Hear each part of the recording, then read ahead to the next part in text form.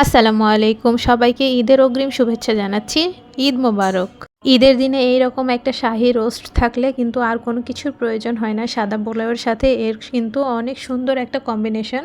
আর এটা রান্না করাও খুবই ইজি, কোনো ঝামেলা নেই, কোনো মশলা গুছানোরও ঝামেলা নেই। প্যাকেটের মশলা দিয়ে আমরা ঘরেই থাকা অল্প উপকরণ দিয়ে এটা রান্না করতে পারবো, আর রান্না করাও খুবই সহজ। তো চলুন কীভাবে রান্না করছি আপনাদের সাথে শেয়ার করব।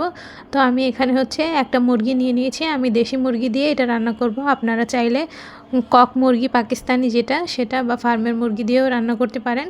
সেই ক্ষেত্রে কিন্তু রান্নার টাইমটা একটু কম লাগবে। এটা মুরগি একটা পুরো আস্ত নিয়েছি, সব কিছু ধুয়ে পরিষ্কার করে নিয়েছি। নিয়ে আমি এখানে লবণ আর একটু জর্দার রং দিয়ে সব কিছু ভালো মতো মেখে আমি 20 মিনিটের মতো রেখে দিব। আমি এখানে 2 পিস রানের মাংস এক্সট্রা নিয়েছিলাম। তো সব কিছু ভালো মতো মেখে আমি এটাকে 20 মিনিট রেস্টে রেখে দিব। আর এটার জন্য টক দই প্রয়োজন হবে রান্নায়। তো আমি 1 বাটি টক দই নিয়ে নিয়েছি। বাজারে যে রেগুলার টক দই পাওয়া যায় সেই টক দইটাই আমি নিয়েছি। নিয়ে আমি এটাকে সুন্দর মতো ফেটিয়ে নিয়েছি। ভালো মতো ফেটিয়ে নিতে হবে যাতে কোনো দানা দানা না থাকে। তারপর রাঁধুনি রোস্টের যে প্যাকেটের মশলা ছিল আমি সেখান থেকে অর্ধেক মশলাটা দিয়ে দিয়েছি। দিয়ে সব কিছুকে আমি ভালো মতো একদম মিক্স করে দিব টক দইয়ের সাথে। আর ভালো করে এটা মিক্স করতে হবে যাতে কোনো লাম্পস না থাকে, কোনো দানা দানা না থাকে। তাহলে কিন্তু গ্রেভিটা অনেক পারফেক্ট হবে, খেতেও মজা লাগবে।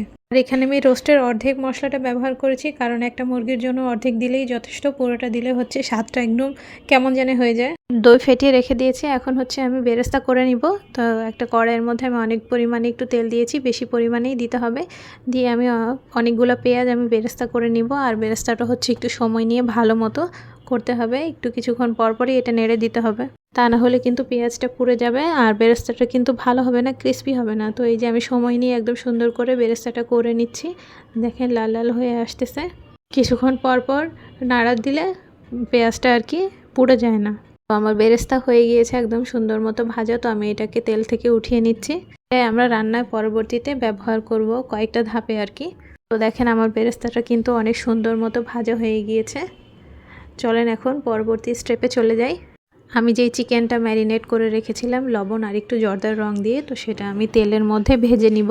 তেলের মধ্যে ভেজে নেওয়ার কারণে কিন্তু রান্নাটা তাড়াতাড়ি হয়, মাংসটা জুসি হয়। আর এখন হাই হিটের মধ্যে রেখে আমাদের চিকেনটা ভেজে নিতে হবে, কারণ লো হিটে রান্না করলে কিন্তু মুরগি থেকে অনেক পানি বের হবে।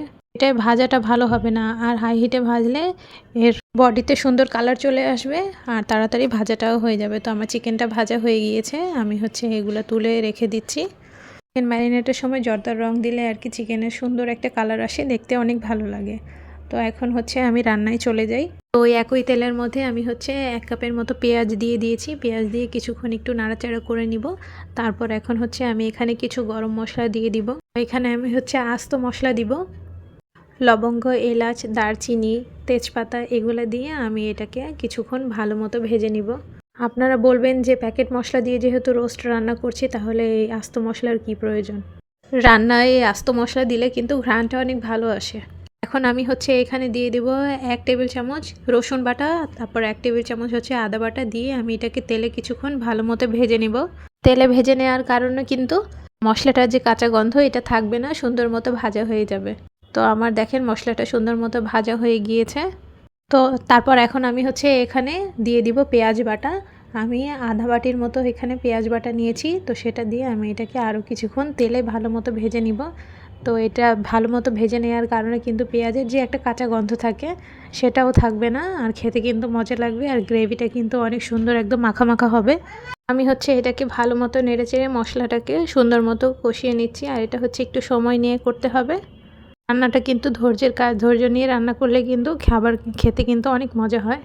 পেঁয়াজ ভাজা হয়ে গেলে আমি যে টক দই আর রোস্টের মশলাটা মিক্স করে রেখেছিলাম তো সেটা আমি দিয়ে দিলাম। দিয়ে এটাকে আমি ভালো মতো একদম নেড়েচেড়ে মিক্স করে নিচ্ছি। এখন আমি এখানে পর্যাপ্ত পরিমাণে লবণ দিয়ে দিব, মানে স্বাদ মতো লবণ দিব আর মরিচের গুঁড়া আধা চামচ দিব। ঝালটা আপনারা নিজেদের পছন্দ মতো দিতে পারেন। আপনারা যদি ঝাল একটু বেশি খেতে চান তাহলে বেশি দিবেন, কিন্তু রোস্টটা একটু মিষ্টি মিষ্টি খেতেই ভালো লাগে, রোস্টটা কিন্তু ঝাল থাকে না, তাই আমি ঝালের পরিমাণটা কম দিয়েছি। আর পরবর্তীতে যেহেতু আমি এটাই কাঁচামরিচ দিব তাই মরিচের গুঁড়োটা আমি বেশি দেইনি। তো কথা বলতে বলতে আমার মশলাটা কিন্তু সুন্দর মতো কষানো হয়ে গিয়েছে দেখেন, আর এটা দিয়ে তেলটা উঠে আসছে। তো আমি এটাকে আরও একবার পানি দিয়ে ভালো মতো মশলাটা কষিয়ে নিব। যে কোনো রান্নায় মশলা ভালো মতো কষালে খেতে কিন্তু অনেক মজা হয়, স্বাদটাও অনেক বাড়ে। তো আগে থেকে যে আমি চিকেন ভেজে রেখেছিলাম, তো সেগুলো একে একে করে মশলার মধ্যে দিয়ে দিব, আর দিয়ে সব কিছুকে আমি ভালো মতো নেড়ে চেড়ে মিক্স করে নিব মশলার সাথে। তো আমার এখানে সবগুলো চিকেন দেয়া হয়ে গিয়েছে, দেখতেই পাচ্ছেন। আর এখন হচ্ছে আমি এটাকে সব কিছু ভালো মতো মশলার সাথে নেড়ে চেড়ে মিক্স করে নিচ্ছি। এভাবে রোস্ট রান্না করলে কিন্তু খেতে অনেক মজা হয়, বাড়ির সবাই কিন্তু খুবই পছন্দ করবে। ঈদের এই আয়োজনে কিন্তু আমরা এই রোস্ট রান্নাটা রাখতে পারি। বাড়িতে যদি মেহমান আসে, মেহমান আপ্যায়নে কিন্তু এটা দেয়া যায়। তো আমার মশলা ভালো মতো মিশানো হয়ে গেলে আমি হচ্ছে এইখানে পেঁয়াজ বেরেস্তা দিয়ে দিয়েছি। যতটুকু পেঁয়াজ আমি বেরেস্তা করেছিলাম সেখান থেকে অর্ধেক আমি দিয়ে দিলাম। দিয়ে আমি সবগুলোকে আরও একবার ভালো মতো নেড়ে চেড়ে মিক্স করে দিব। আমি এখানে দিয়ে দিব হচ্ছে 1 বাটি দুধ। পুরো রান্নাটাই কিন্তু দুধ দিয়েই করা হবে, আর এটার কারণেই কিন্তু এই রোস্টটা খেতে খুবই মজা হয়, স্বাদটা কিন্তু অনেক গুণ বেড়ে যায়। আমি এখানে দিয়ে দিয়েছি কিছুটা আলু বোখারা আর কিশমিশ, আর কিছু বাদাম কেটে রেখেছিলাম সেটা দিয়ে দিয়েছি। আর কাঁচামরিচ আমি মাঝখান থেকে ভেঙে 3-4টার মতো দিয়ে দিয়েছি। আর আমি এখানে পাউডার দুধ ব্যবহার করেছিলাম। 1 বাটি কুসুম গরম পানিতে আমি 1 কাপের মতো পাউডার দুধ দিয়ে আমি ভালো মতো গুলিয়ে নিয়েছি। সেই দুধ দিয়ে এই রান্নাটা হবে। আর যেহেতু আমার দেশি মুরগি দিয়ে আমি এই রোস্টটা রান্না করছি, তাই এটা রান্না করতে একটু সময় লাগবে। তো আমি ঢাকনা ঢেকে কিছুক্ষণ রান্না করে নেওয়ার পর এটাতে আমি এখন দিয়ে দিব হচ্ছে টমেটো কেচাপ বা টমেটো সস দিয়ে সব কিছুকে আরও একবার ভালো মতো নেড়ে চেড়ে মিক্স করে নিচ্ছি। তারপর এটাকে আমি আবার ঢাকনা ঢেকে রান্না করব। তো দেখেন, ঢাকনা ঢেকে রান্না করার কারণে কিন্তু একটু রান্নাটা তাড়াতাড়ি হবে। আমি মাঝখানে আরও একবার ঢাকনা খুলে এটাকে ভালো মতো নেড়ে চেড়ে দিয়েছিলাম, কারণ হচ্ছে একবারে রান্না করলে মশলাটা কিন্তু নিচে লেগে যাওয়ার সম্ভাবনা থাকে। তাই মাঝখানে 1-2 বার ঢাকনা খুলে এটাকে একটু নাড়াচাড়া দিয়ে দিবেন। তো আমার রান্নাটা প্রায় হয়ে গিয়েছে। এখন আমি আরও কিছু কাঁচামরিচ আর বাদাম কুচি করা রেখেছিলাম, ওটা দিয়ে দিয়েছি। আর এখন হচ্ছে আমি আধা কাপ পেঁয়াজ বেরেস্তার মধ্যে 2 চামচ হচ্ছে চিনি দিয়ে সব কিছু ভালো মতো মিক্স করে নিয়ে আমি হচ্ছে উপর দিয়ে ছড়িয়ে দিলাম রোস্টের। এখন হচ্ছে এর মেন ইনগ্রিডিয়েন্টস। তো আমি অল্প একটু কুসুম গরম পানিতে 1 চিমটি জাফরান ভিজিয়ে রেখেছিলাম, তো সেটা আমি দিয়ে দিয়েছি রোস্টের মধ্যে। দিয়ে আমি এটাকে কিছুক্ষণ নাড়াচাড়া করে একটু ভালো মতো রান্না করে নিবে। তো আমার রান্নাটা প্রায় হয়ে গিয়েছে, আর দেখেন কত সুন্দর লাগছে, অনেক লোভনীয় লাগছে দেখে।